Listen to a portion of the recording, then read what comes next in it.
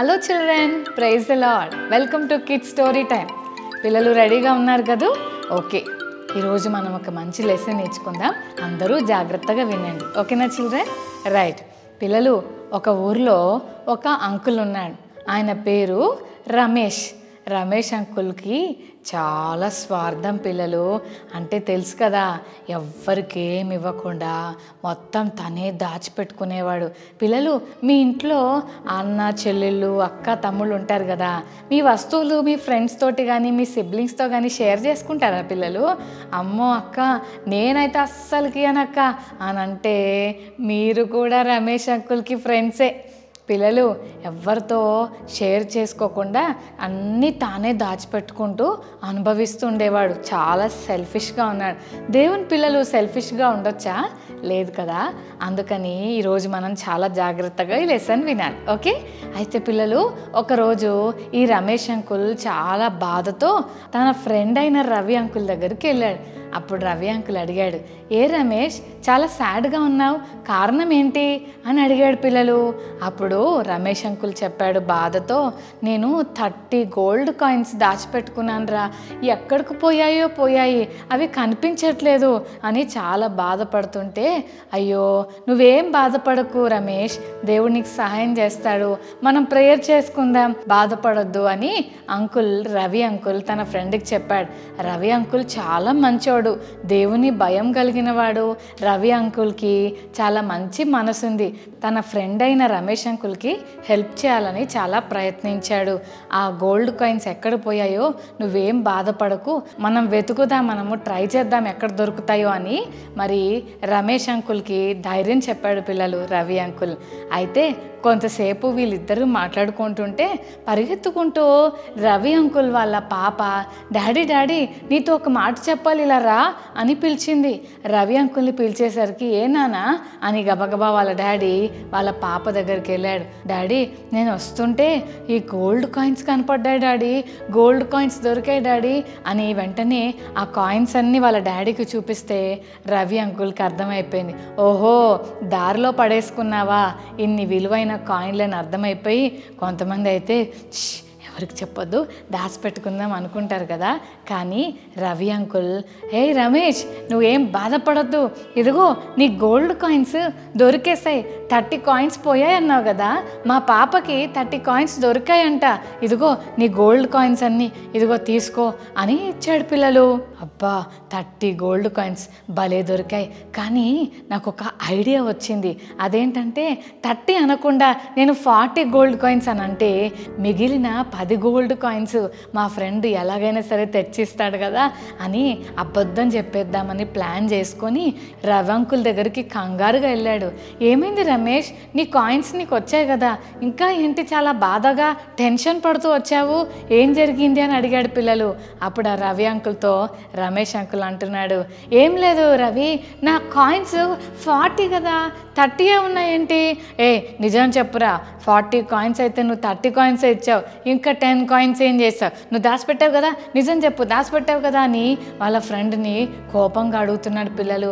అయ్యో రమేష్, నువ్వు నాకు 30 అనే చెప్పావు కదా, మా పాపకి దొరికాయంట, తెచ్చి నీకు ఇచ్చాం కదా, ఇంకెందుకు మళ్ళీ ఇలా అబద్ధం ఆడతావంటే, ఆగు నీ సంగతి చెప్తా, నీ గురించి నేను పోలీస్ స్టేషన్కి వెళ్తా, నా 40 కాయిన్స్ పోతే నువ్వు 30 కాయిన్స్ నాకు ఇచ్చావు అంటే 10 కాయిన్స్ నువ్వు ఉంచుకున్నావు అనమాట, నువ్వు ఒక పెద్ద దొంగవి అని చెప్పి రవి అంకుల్ని తిట్టి గబగబా పోలీస్ స్టేషన్కి వెళ్ళిపోయాడు పిల్లలు.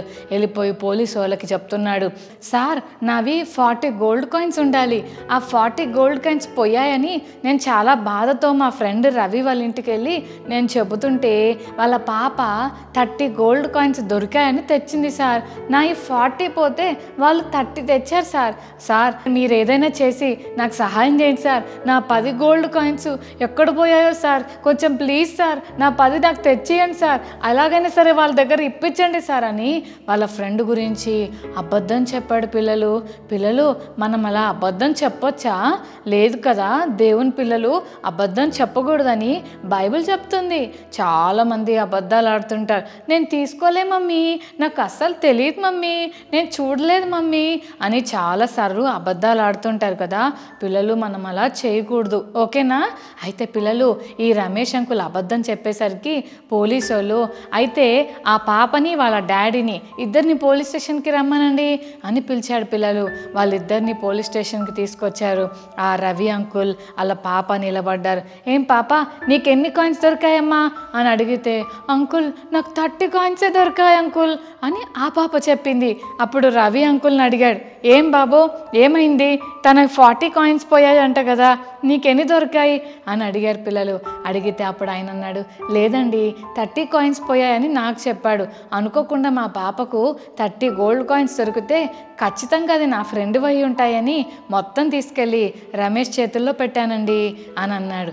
అప్పుడు అర్థమైపోయింది పోలీసు వాళ్ళకి, ఈ రమేష్ దొంగ పని చేస్తున్నాడు, అబద్ధం ఆడుతున్నాడని అర్థమైపోయి వెంటనే ఏం చేశారంటే, sir sir sir please sir నా 40 సార్ 30 కాదు సార్ అని కేకలేస్తూ ఉంటే అప్పుడు పిల్లలు పోలీస్ అంకుల్ ఏమన్నాడంటే, పాప నీకేమో 30 కాయిన్స్ దొరికాయి, మరి రమేష్ గారికేమో 40 కాయిన్స్ పోయాయి.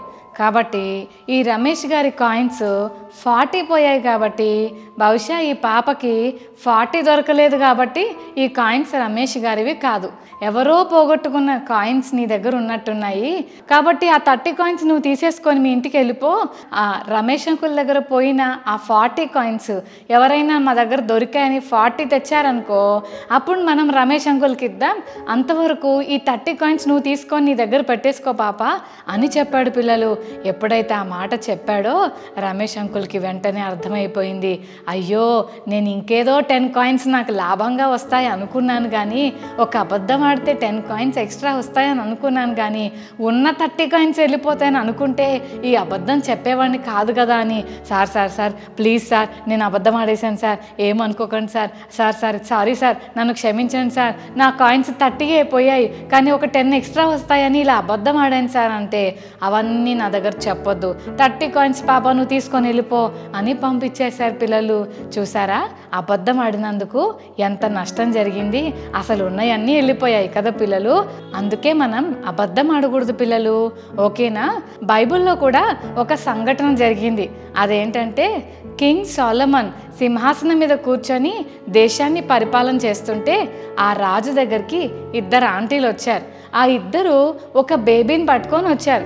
వాళ్ళిద్దరూ ఆ బేబీ కొరకు ఫైట్ చేస్తున్నారు. ఏంటో తెలుసా వారికి ఉన్న ఆ సమస్య ఏంటంటే, వాళ్ళు రాజు దగ్గరకు వచ్చి ఇలా చెప్పారు, రాజా మేమిద్దరము ఒక ఇంట్లో ఉంటాం, మా ఇద్దరికి 2 బాబులు పుట్టారు, నాకొక బాబు ఆమెకొక బాబు, నా బాబు పక్కన నేను వాళ్ళ బాబు పక్కన ఆమె పడుకున్నాం. అర్ధరాత్రి ఏమైందో తెలియదు కానీ లేసేసరికి మా బాబు వాళ్ళ దగ్గరికి వాళ్ళ బాబు మా దగ్గరకు వచ్చేసారు. ఇంతకీ విషయం ఏంటంటే వాళ్ళ బాబు చచ్చిపోయాడు. ఉదయం లేసేసరికి ఈ పక్కన ఆమె ఏం చేసిందంటే చచ్చిపోయిన వాళ్ళ బేబీని తెచ్చి నా దగ్గర పెట్టింది, బతుకున్న నా బేబీని తను తీసుకుంది.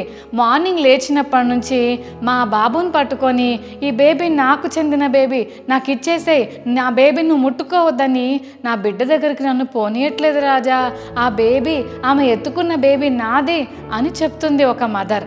ఇంకొక ఆమె అంటుంది, లేదు రాజా ఆమె అన్ని అబద్ధాలే ఆడుతుంది, ఈ బేబీ నా బేబీ నేను కన్నాను నాకు పుట్టాడు అని చెప్తుంది పిల్లలు. వీళ్ళిద్దరు మదర్స్ ఒక్క బేబీ కొరకు ఫైట్ చేస్తూ ఉన్నారు పిల్లలు. అప్పుడు రాజుకి ఏం చేయాలా అని ఆలోచన చేశాడు. అప్పుడే అంతకుముందే దేవుణ్ణి జ్ఞానం అడిగాడు. దేవుడు రాజుకు జ్ఞానం ఇచ్చాడు. వెంటనే రాజు అన్నాడు, ఆ 2 మదర్స్ని చూసి ఈ బేబీ ఎవరి బేబీ అని ఒక్కొక్కరిని చూసి అడుగుతుంటే, రాజా నా బేబీ అని ఒక మదర్, లేదు లేదు ఆమె అన్ని అబద్ధాలు ఆడుతుంది నా బేబీ అని 2 ఫైట్ చేస్తూ ఉన్నారు. అప్పుడు రాజు వెంటనే తన సోల్జర్ని పిలిచి కత్తిలా తీసుకురండి అని అడిగాడు. కత్తి తీసుకురాగానే 2కి భయం వేసింది, ఏం చేస్తాడా అని. గబగబా ఆ బేబీని ఇవ్వండి మధ్యలో పెట్టండి, ఆ బేబీని కత్తి తీసుకొని 2 ముక్కలుగా కోసి చెరొక సగం ఇచ్చేసేయండి అని అన్నారు పిల్లలు.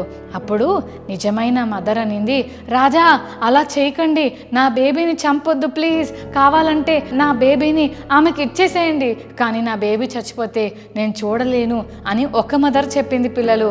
కానీ ఇంకొక మదర్ ఏమనిందో తెలుసా? ఓకే రాజా, అలా 2 ముక్కలు చేసేసేయండి, పర్వాలేదు అని చెప్పింది పిల్లలు. చంపడానికి అగ్రి అయింది. ఇంకొక ఆమె అయితే అస్సలు ఒప్పుకోలేదు.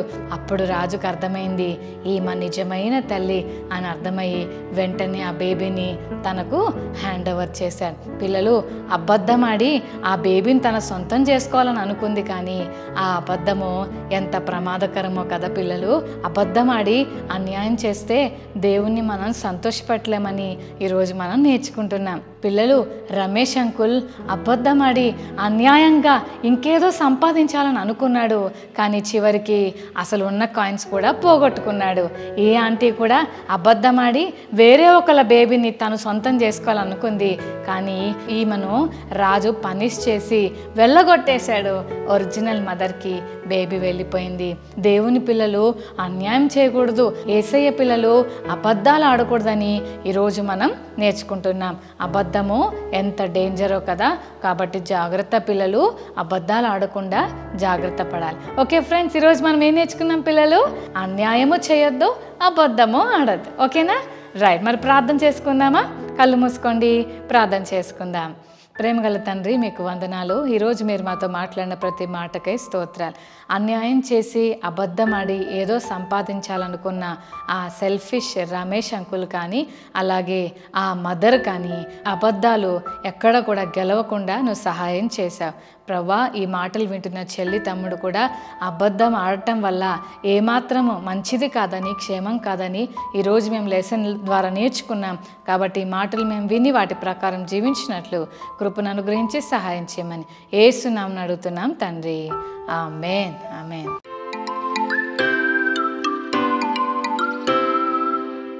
ఓకే పిల్లలు, మెమరీ వర్స్ నేర్చుకుందామా? యాకోబు 3:14, జేమ్స్ 3:14, సత్యమునకు విరోధముగా అబద్ధం ఆడవద్దు.